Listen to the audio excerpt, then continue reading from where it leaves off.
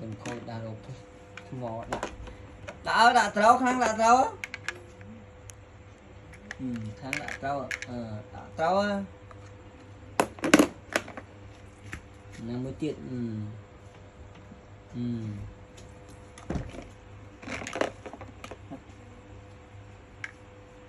thầm mò chụp tê cho mình thầm mò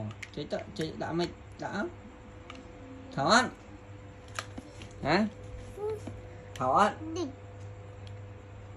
đã đó đã mày đã đó chẳng đã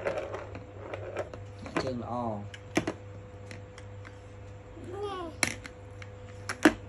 phải vô thua này vô sân này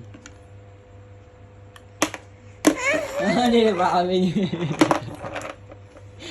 đã trâu á đã mày cái đó đã trâu